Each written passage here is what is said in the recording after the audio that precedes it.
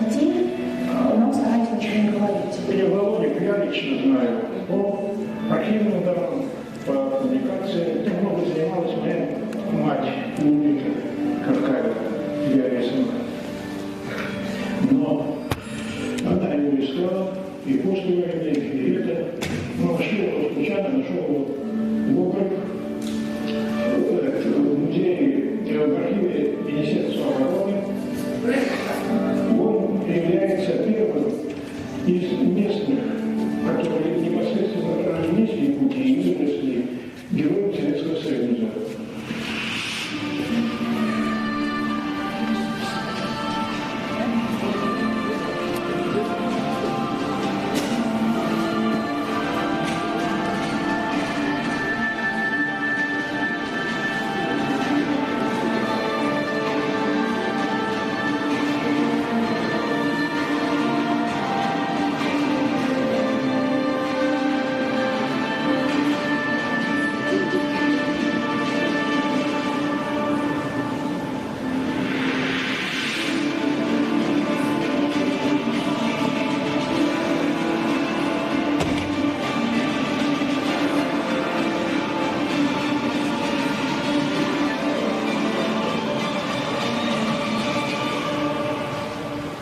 За профессиональное Днепра ему присвоили звание Героя Советского Союза.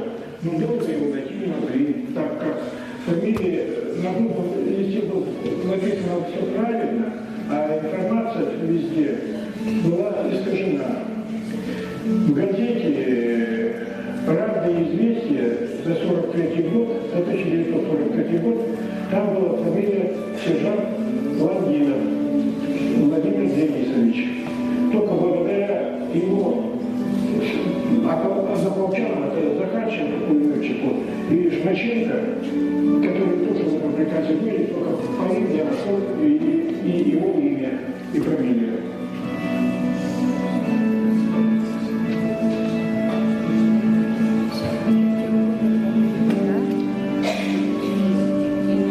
Я 2 раза был на его могиле, и вот это расстояние от Днепра до села Пшеничники, они посылали, например, 25 числа сентября, а один пропал без вести 18 ноября. И вот почти за 2 месяца наши войска прошли только этих 5 или 6 километров. Это показывает, какие упорные бои были и как упорно они старались освободить нашу землю, чтобы было чисто небо и чтобы мы жили часто. Свободно, а не под именем фашистов.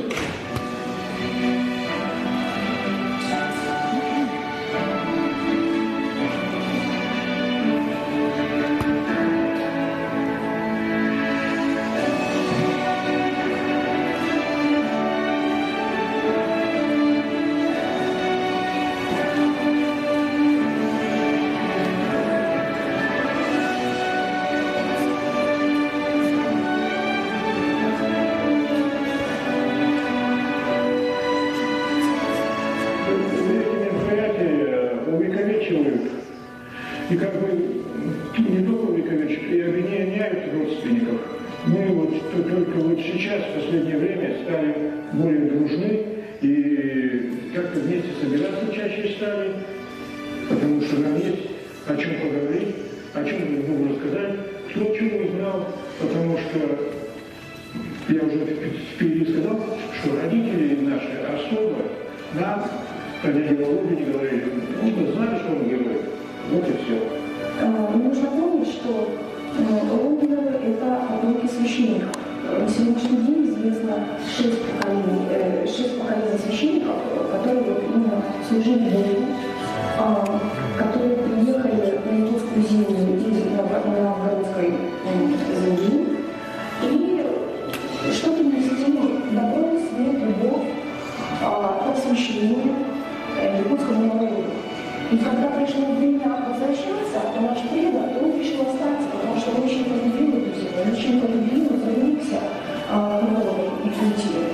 И поэтому вот они здесь и остались. А семья Лонгинова вся знала якутский язык. И мать моя, и все сестры, нас знали в открытые пути. Он даже ездил в Тамбов, сейчас Пампеле, заповедные. Там он ездил обучать клиентов. Это Тамбов, это энергетическое население. И вот я нашел его, как сказать, протокол приема в комсомол. И он написан на энергетическом языке. Наш герой, Владимир Ильич, он ездил по деревням, он учил простых людей грамоте, чтобы они просто могли читать и писать. И при этом показывая своей жизнью добрый пример, как можно относиться к людям, как можно служить своей стране.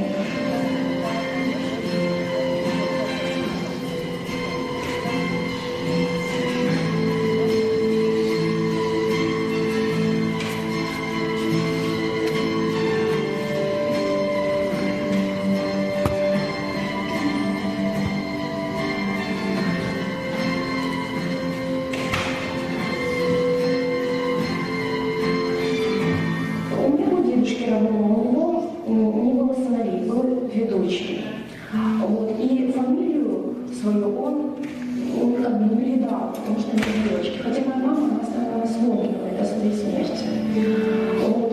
Родилась я, у меня 3 сына, я мать вот, сыновей. И несколько лет назад, вот сейчас они довольно взрослые, 21 год, 18, 18 дети. И несколько лет назад совершенно как бы вот без меня они собрались, ну, так скажем, на семейный совет, свой маленький, и решили, что феноменом можно продолжаться. И это будет правильно, справедливо и хорошо.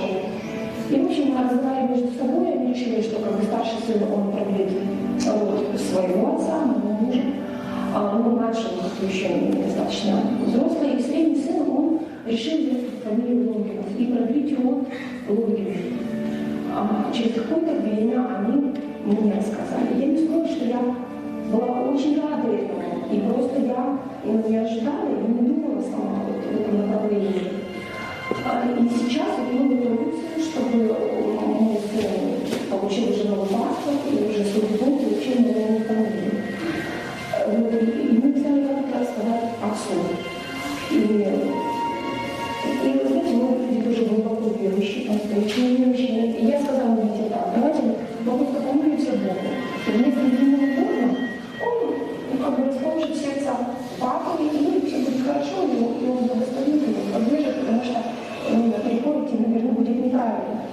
И пришел к ходячий момент, мы сказали мужу моему, и он с радостью сказал, ну, конечно, я вас поддерживаю. И вот поэтому у меня такая радость, что фамилия моего дедушки, фамилия Родины будет дальше жить. И вместе с этим я сказала детям, и моему сыну, что кроме фамилии он берет на себя еще и ответственность. Потому что нужно жить такой жизнью, чтобы быть достойным, чтобы продолжить делать эти дела, любить людей, служить своему народу, своему отечеству. Вот. Что делал именно мой дедушка, что мы знаем и делал наш герой. Потому что он жизненно там, а это самое дорогое, что есть человек. Он отдал свою жизнь за то, чтобы жили мы, за то, чтобы страна наша сохранилась, чтобы дети наши родились. Он дал самое дорогое. Мы благодарны. Благодарны всем тем, кто погиб. Благодарны всем тем, кто выжил. Потому что продолжает жить наша страна. Рождаются у нас дети. А значит, у нас есть будущее.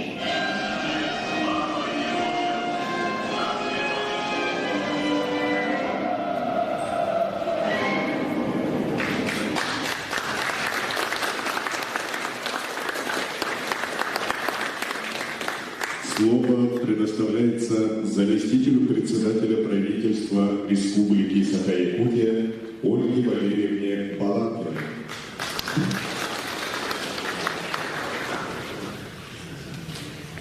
Добрый день, дорогие наши ветераны, добрый день, те, кто присутствует сегодня здесь в зале на торжественном мероприятии, посвященном достаточно знаменательной дате, которая прежде всего связана со столетием Героев Советского Союза. Действительно, война прошла так достаточно давно, что сегодня мы уже перешли новый рубеж. Мы отмечаем на республиканском уровне и вспоминаем тех, кому бы сегодня исполнилось 100 лет.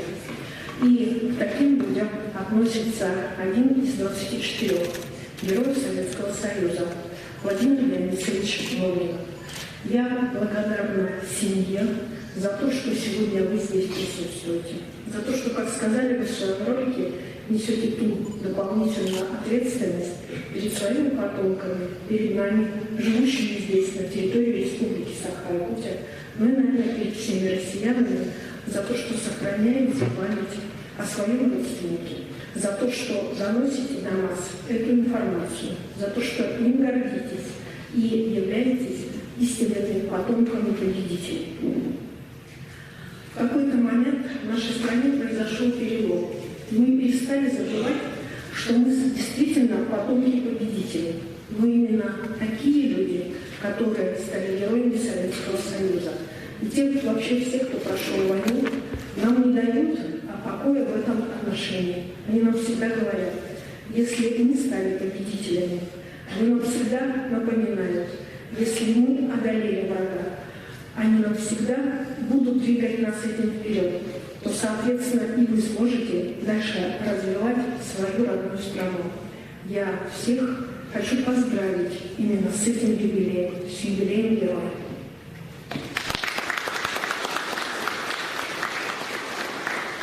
18 марта 2019 года вышло распоряжение главы Республики Саха-Якутия и принят план подготовки и проведения мероприятий, посвященных столетию со дня рождения Героя Советского Союза Владимира Леонидовича Волгина. Согласно плану основных мероприятий, прежде всего прошли базовые мероприятия в его родных, ставших ему, наверное, родных районах, это Горный и Усть-Алганский. В феврале месяце было принято решение, и в Горном районе прошло торжественное открытие года, посвященное столетию со дня рождения Владимира Леонидовича. В республике торжественно проводится слет, носящий имена героев. И в этом году этот слет носил именно имя и был посвящен нашему с вами герою, которому сегодня было бы 100 лет. Реализован проект «По следам жизни героев». Прошел финал республиканской спортивной игры «Снежный барс». Презентован стенд Владимира Волгина в музее Министерства финансов Республики Саха-Якутия. Да, действительно, здесь сегодня присутствует министр финансов Валерий Алексеевич. И как зампред в социальную сферу, я бы хотела отдельно поблагодарить Министерство финансов за то, что вы чтите героя, который вышел в свое время из стен министерства, являясь, соответственно, финансовым работником. В Горном районе 18 июня во время национального праздника СЭХ также часть мероприятий была посвящена нашему герою. 2 сентября в селе Барагунцу Усть-Алганского района состоялся торжественный митинг на аллее героев и памятника Владимиру Волгинову. Линейка учеников одной из лучших гимназий республики, мужской гимназии, римской школы номер 2. После в селе Танда, где прошло детство героя, отслужена литургия.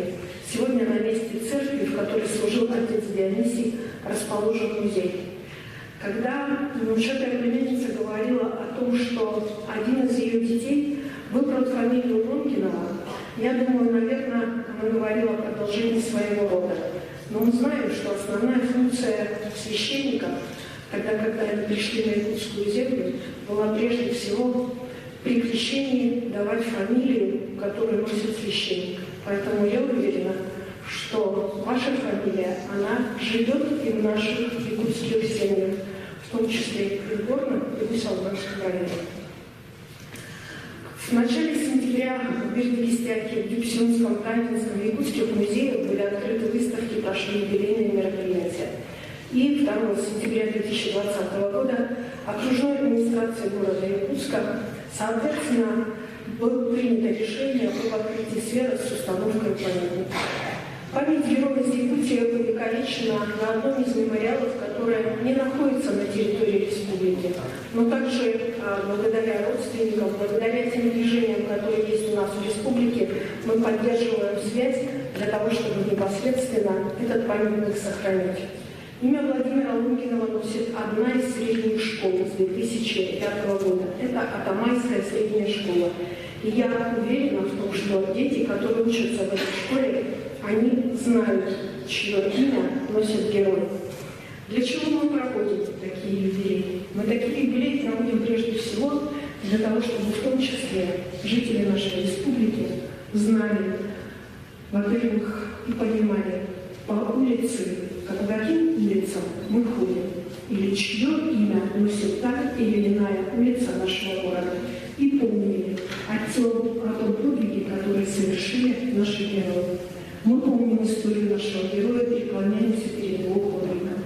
Сегодня она соединяет прошлое и будущее, творит историю, делает нас сильнее. И только ради минувшего, но и во имя не только ради минувшего, но и во имя настоящего и грядущего мы помним наших героев. Спасибо. За заслуги в увековечении памяти Героя Советского Союза Владимира Денисовича Лункинова и активное участие в организации и проведении юбилейных мероприятий благодарственное письмо правительства Республики Саха-Якутия вручается Надюк Елене Владимировне, внучатой племяннице Владимира Денисовича Лункинова, преподавателю школы города Чеха Московской области.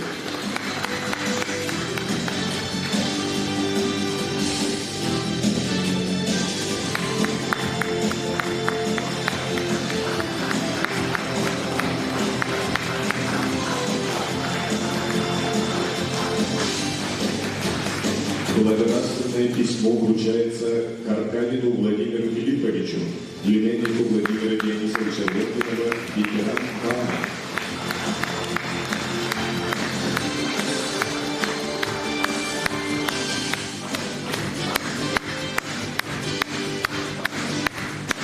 Благодарственное письмо вручается Самсоновой Вере Васильевне, внучатой племяннице Владимира Денисовича Лункинова, кандидат географических наук, ведущий научный сотрудник Института природоведения имени Мельникова. Благодарственное письмо вручается Колодезниковой Евросинье Константиновне, хранителю фондов Кандинского музея имени Годовцева Усть-Молдавского УГУСа, член Союза журналистов Российской Федерации, музея Гербов.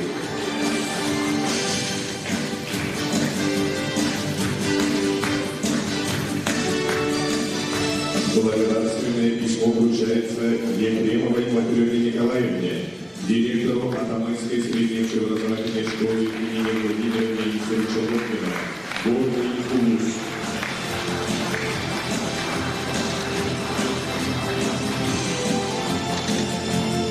Благодарственное письмо вручается военно-патриотическому клубу «Лункиновцы» Атаманской средней общеобразовательной школы имени Владимира Денисовича Лункинова, города Якутск, руководитель Ефремов Афанасий Яковлевич, получает командир клуба Винокуров Марат. Благодарственное письмо вручается Калининскому Ивану Семеновичу, председателю Совета ветеранов Усть-Казанского УГУСа.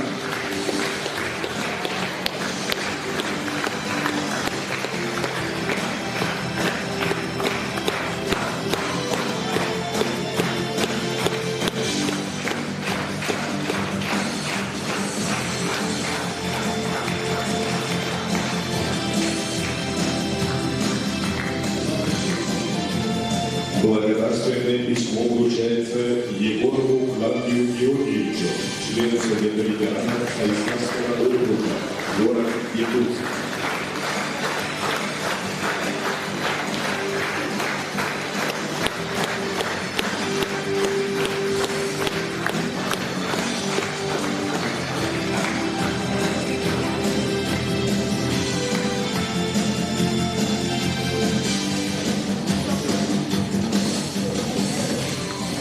Для вручение ведомственных наград приглашается министр по делам молодежи и социальным коммуникациям Республики Саха-Якутия Степан Анатольевич Саркыдаев.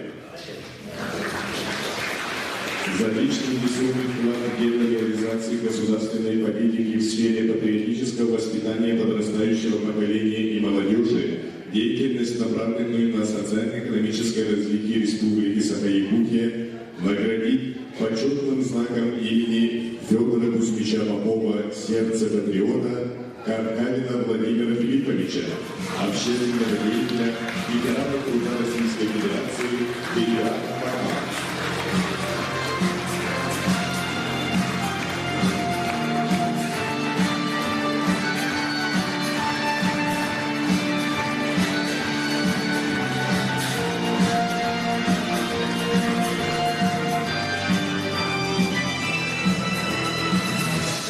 За активное участие в организации и проведении мероприятий, посвященных столетию Героя Советского Союза Владимира Денисовича Лонгинова, благодарственное письмо Министерства по делам молодежи и социальным коммуникациям Республики Саха-Якутия вручается муниципальному району Горный Улус Республики Саха-Якутия.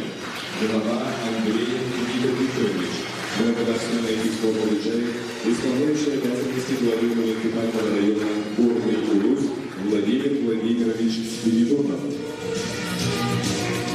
Благодарственное письмо вручается муниципальному району Усть-Калданский Улус Республики Саха-Якутия. Глава Федотов Алексей Васильевич. Благодарственное письмо получает первый заместитель главы муниципального района Усть-Калданский Улус Федор Иванович Попов.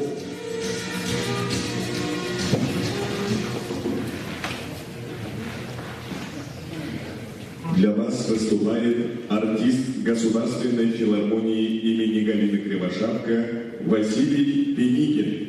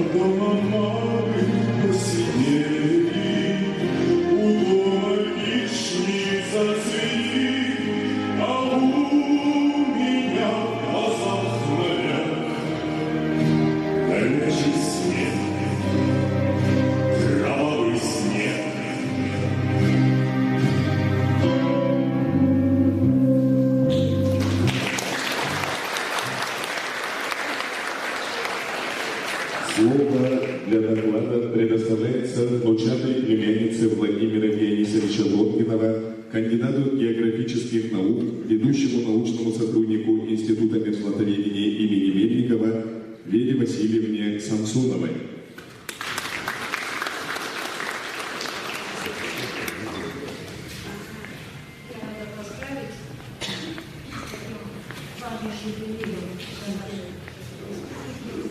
Всех собравшихся благодарна, всем собравшимся и вообще всем, кто помнит Владимира Лонгинова. Это очень непростая тема, потому что какое-то время церковь была вне государства, и за это время было утрачено очень много документов, просто памяти, что-то не передавалось младшему поколению. Поэтому вот тема преемственности в семьях священников, династий священнических, она очень такая интересная. И оказалось, что в династии священников Лонгиновых 6 поколений священников. Началась она в XVIII веке в новгородских землях. Ну вот по порядку. Почему я занимаюсь этим? Потому что все, что я знала о своей бабушке, вот она о своей прабабушке, вот она на фотографии, что она дочь священника, что муж ее священник. Знала я, конечно, их фамилии и имена, потому что в семье брата моей мамы сохранилось свидетельство о рождении дедушки. И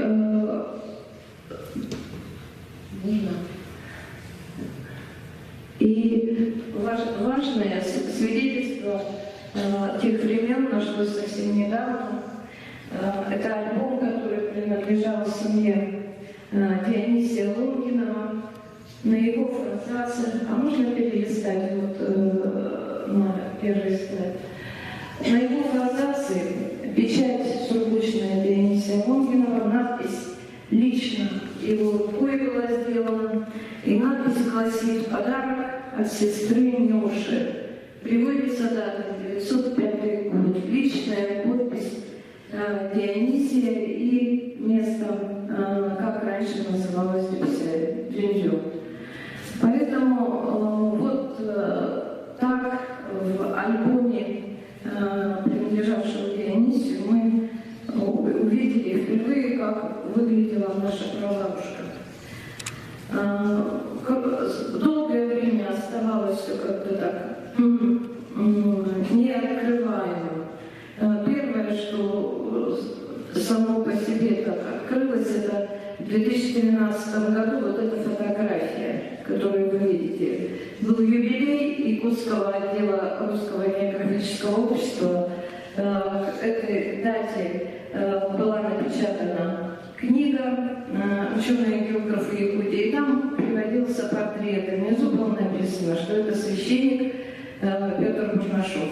Так я узнала, что мой прадед был членом Русского географического общества. Но оказалось, что фотография была приведена, фрагмент из фотографии был приведен не тот. Привели фрагмент фотографии, изображения протоиерея Николая Нифонтова. По интерпретации содержания записи, там можно было так сделать, потому что было написано «в середине». А на самом деле означало это «в среднем ряду». И вот, значит, вот на фотографии оказалось 6 моих кровных родственников. Вообще долго не могла я ее датировать, но вот появились какие-то новые дополнительные сведения, которые позволяют ее точно датировать августом 1912 года. Это когда семья собралась сделать фото на память перед отъездом семьи Лунгиновых в Вестюль, куда назначили Дионисия священником. А как листать? Оно само по себе листается, да? Вам говорить, да? Ну вот мне теперь слайд нужен. Новейшая история семьи Лунгиновых началась в 2015 году, когда началось ее объединение. Сначала мы в интернете нашлись с Еленой Владимировной Налюк, благодаря Даниилу Налюк, который выложил пост о Владимире Лунгинове очень трогательный, из которого следовало, что он родственник. Елена Владимировна занимается генеалогическими исследованиями, она составляет генеалогию Лунгиновых на специализированном сайте. Вот благодаря ей удалось, потому что она там познакомилась еще с одной нашей родственницей, потомком рода Лунгиновых, познакомиться и с Софией Лихолад. Сегодня она раньше всех начала, больше собрала. И сегодня в древе Софии Лихолад больше 1500 людей, может быть уже 2000. Поэтому нас так широко не интересует. Нас интересует, конечно, то, что, скажем, касается непосредственно ближайших ветвей. И так оказалось, что благодаря тому, что есть сайт и древо Софии Лихолад, когда был юбилей Кипсинской школы в 2017 году, ее в интернете же нашел Эдуард Пономарев, сказал, что нужно книгу, в эту книгу нужно статьи, как же он же основатель, а мы ничего про него не знаем.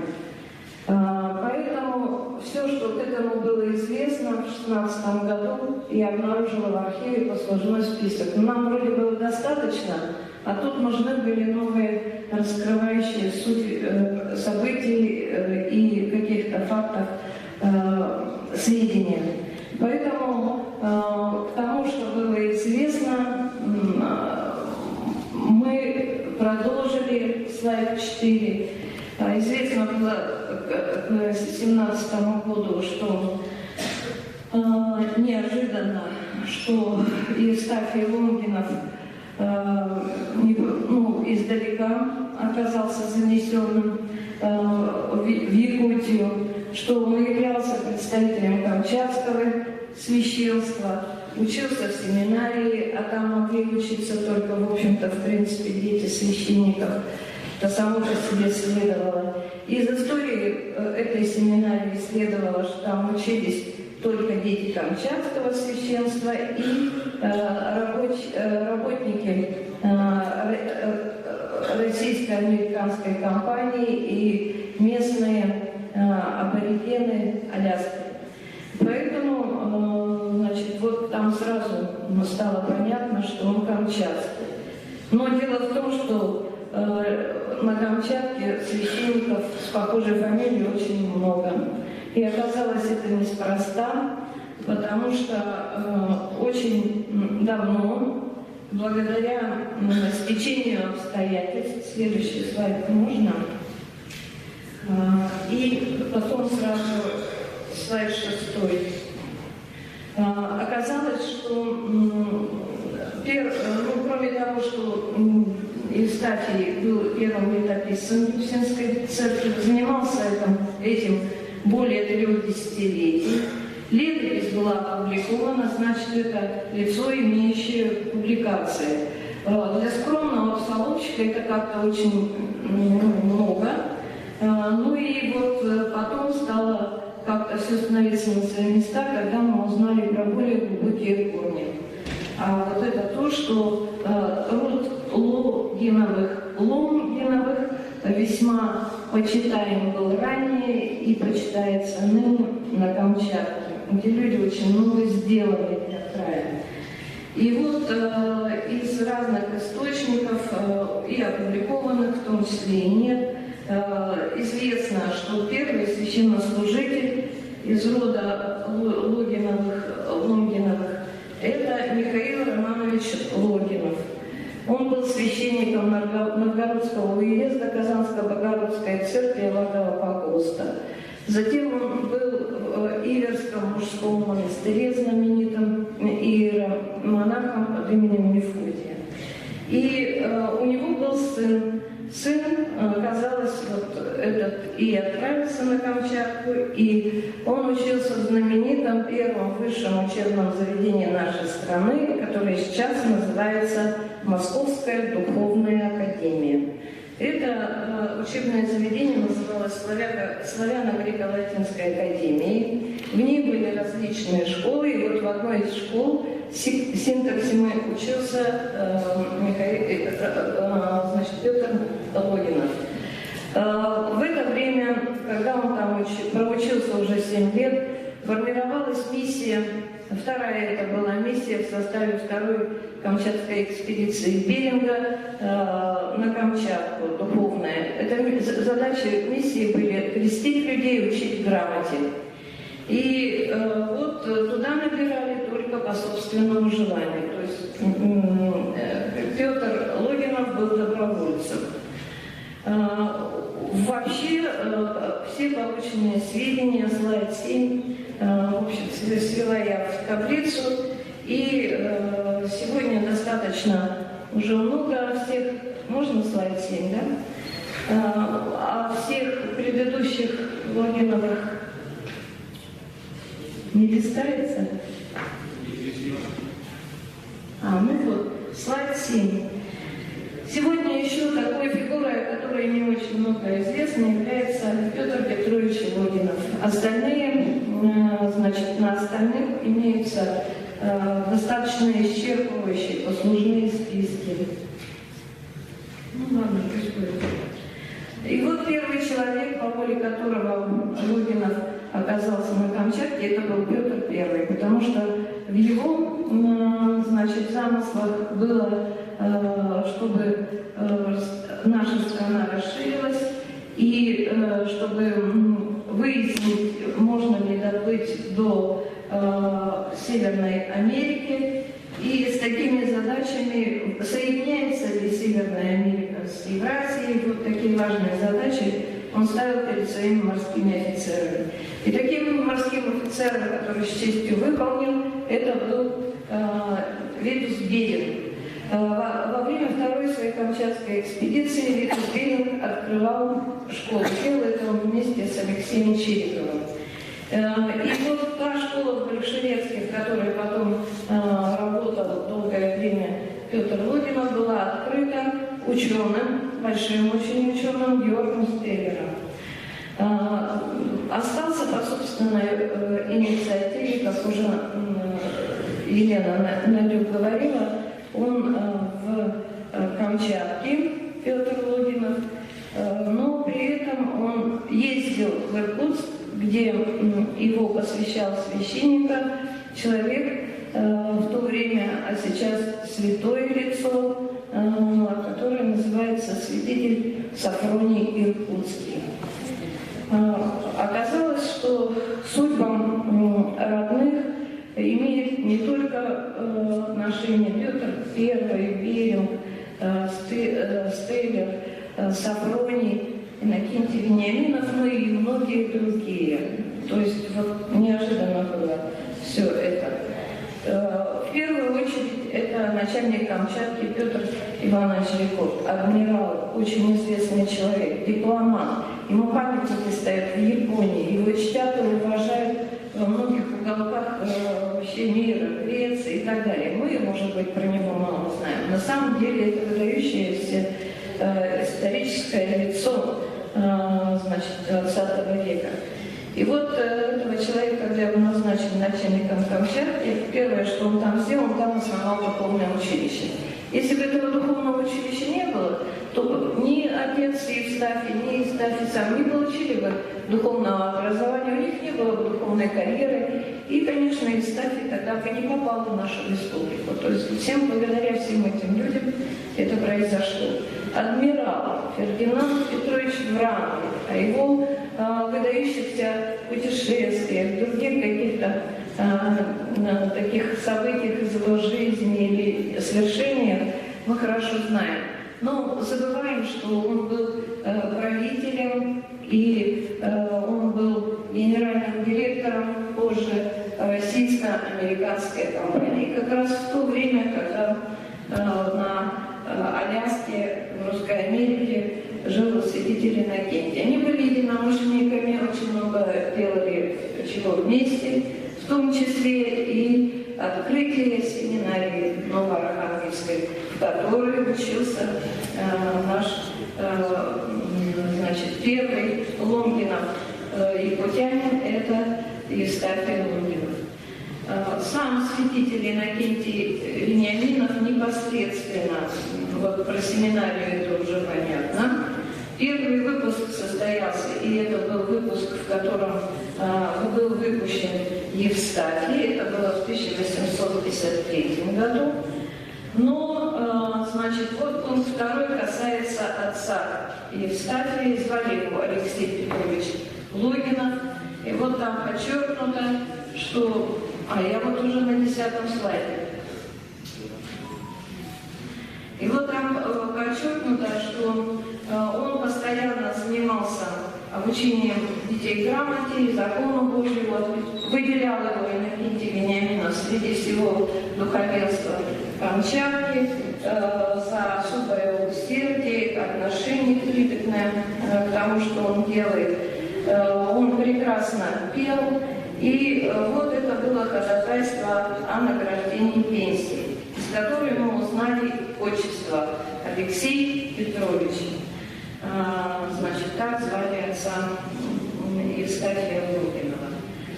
Более того, мы раньше немножко узнали, но тем не менее есть свидетельства в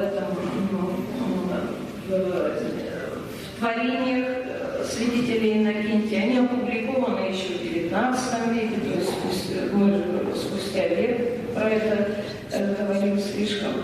И поэтому он писал прямо в своих журналах о том, что он, посвящая диакона Логинова в священника, изменил ему фамилию. Он с тех пор прозывался Лонгиновым. Эти события журнала епископа по датам, по их содержанию полностью совпадают с соответствующей частью цитируемого послужного списка камчатского священника Алексея Петровича Логинова, впоследствии, который мы нашли в архиве, в Государственном архиве в Санкт-Петербурге. Кроме этого, у него дальнейшее, после Тегельской церкви была только одна церковь, он был 2 года служил в Паланской Николаевской церкви. Интересно, что послужной список подписан благочинным камчатских церквей священником Георгием Логиновым. Этот священник был двоюродным братом Алексея Петровича. Дальше можно передать в порт Аянская церковь. Не было бы там церкви, не было бы порта, и негде было бы первое место, где он служил дьячком, служить Евстафию. Но место выбрано было и обосновано самим Иннокентием Вениаминовым. Он прошел Аянским трактом, сам лично описал его, отстаивал его и обосновывал. А порт был построен адмиралом Запвейко известным, который и большой вклад внес в том, чтобы в короткие сроки и в первую очередь в этом порту до сооружения жилых зданий была построена церковь, в которой позже служил Евстафий. самые интересные вот эти вот моменты, которые связаны с родными, и, кстати, Логинова, это то, что двоюродного брата отца Георгий Иванович Логинов, о котором я уже упоминала, он был священником Петропавловского собора, значит, и когда напала Соединенная франко-английская эскадра в августе 1954 года на Петропавловск, вот в это время небывалый, неожиданный и признанный всеми, описанный многими историческими личностями, совершил подвиг священник Георгий Логинов. Он отслужил молебен о даровании всемогущим Богом победы государю-императору. И во время этого молебна по отцу Георгию стреляли все вражеские пушки, ядра, снаряды и так далее. И тем не менее, он в белом одеянии был прекрасной мишенью, ни один из снарядов и ядер его не попал, что считали, что это было чудо. И кроме него молился не только он один, но и группа молящихся. Это гарнизон из 64 человек, батарея номер 1, она защищала вход на внутренний лик порта Петропавловска.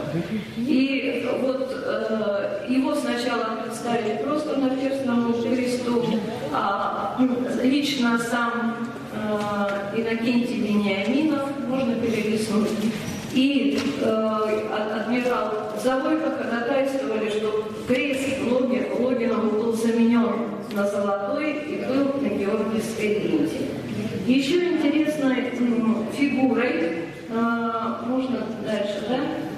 Слайд 15.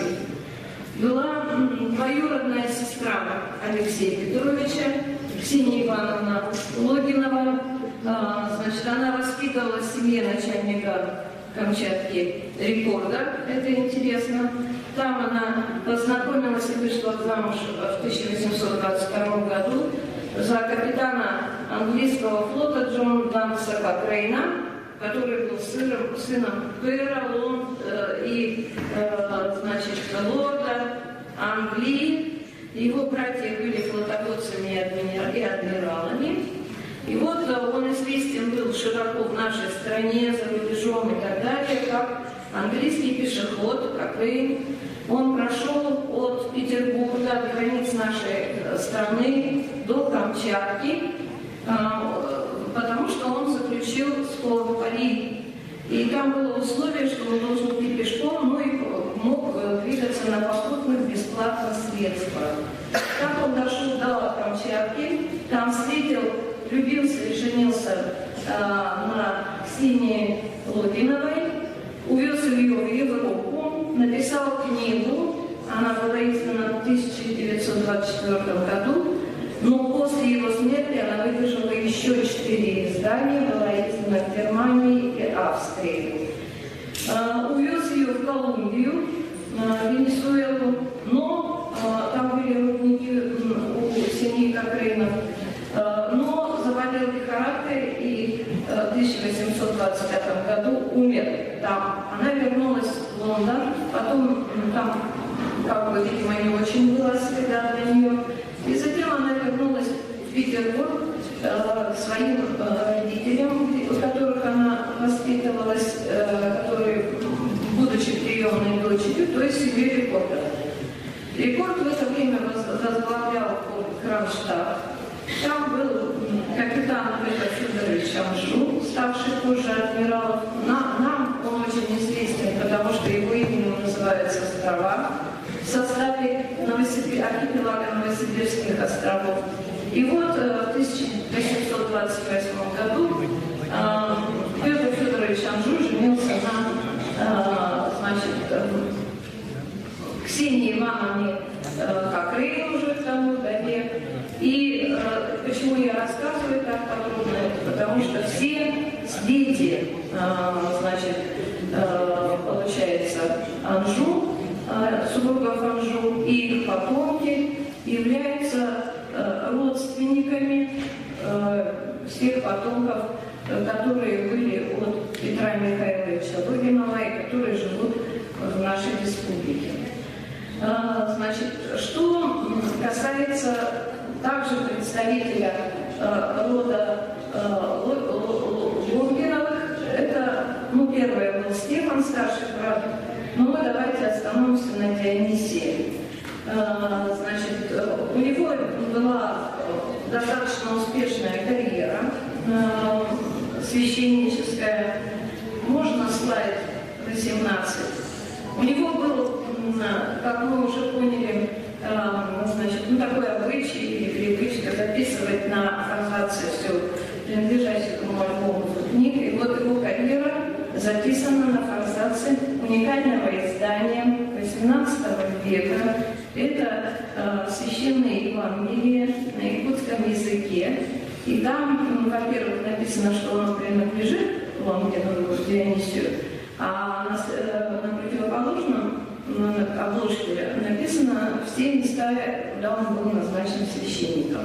И даты, где, например, существуют такие даты, что 23 августа 1909 года назначен Жиганск, 17 августа 1912 года назначен Беспиоль, 1 февраля 1919 года назначен в Ходынскую церковь. Значит, очень интересно, и семья родительская Сусанны Петровны Лонгиновой. Там разные в интернете и вообще приводятся сведения, поэтому я хочу на этом остановиться.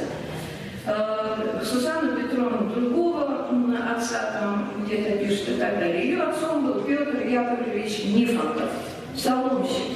Значит, он уроженец Кирьянского наследа Якутского округа. Якут. Умер в 1908 году. У него жена, вторая мать его детей всех, указана Иулита Александровна. Дети его указаны Александр, Иаков, Агафья, Мария, Петр, Зиновий. И вот 10 августа 1889 года у супругов Нифонтовых рождается дочь Сусанна. Она и ее сестра Агафья точно учились в Якутском епархиальном училище. И все сыновья Петра Яковлевича Нифонтова учились в Якутском духовном училище. Можно следующий, да? Вот интересные два брата, потому что они оба участники русско-японской войны. Один участвовал даже в сражении Мугденском, получил боевую награду. И, значит, все они были священниками, все они преподавали в церковно-приходских школах. Таким, значит, образом хочется отметить, что в семье, значит, были примеры очень яркие, которые люди пассионарные, которые обладали такими чертами, может быть, врожденными чертами характера. И вообще священник – это профессия и дело самоотверженное. Человек отвергает самого себя, все свои желания, все свои, значит, какие-то мирские предпочтения. И поэтому, значит, вот и соответствующее воспитание, значит, вот, видимо, священники давали. Поэтому получился такой яркий человек, такая личность героическая. Но, с другой стороны, это говорит о том, что героем может стать каждый. Главное – относиться ответственно к себе и окружающим. 21 слайд. Вот рождение Владимира Лонгинова минуло около 60 лет с даты, когда его дед Исаакий Лонгинов был назначен и переехал в Якутию, где прожил и служил в одном месте в Люксе 27 лет, основав там школу. Отец героя Дионисий Евстафьевич Лонгинов родился и вырос в Люксе. Так же отважен, как в свое время Петр Лонгинов на Камчатку, он поехал служить из Центральной Якутии, более благополучной, очень неблагополучной Жиганск. То есть тоже каким-то важным таким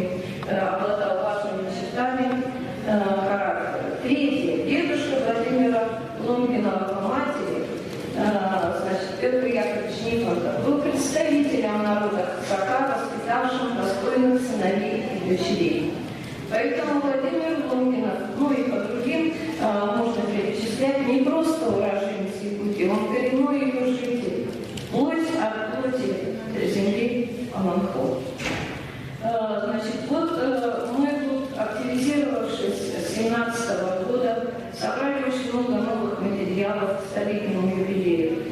Ну и вот на основе этих материалов я подготовила рукопись книги, где на основе всех имеющихся сведений раскрыта история рода священников, просветителей Лунгиновых, священника Дионисия Лунгинова, его жены Сусанны Петровны, семьи Лунгиновых, то есть детей их.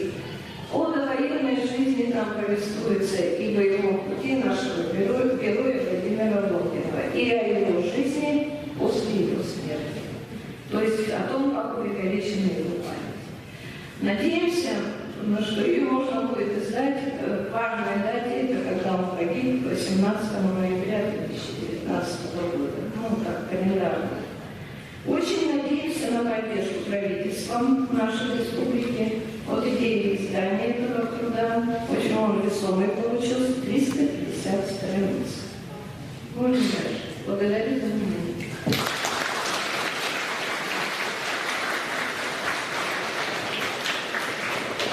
Слово предоставляется исполняющему обязанности главы муниципального района Горный Улус Владимиру Владимировичу Спиридонову.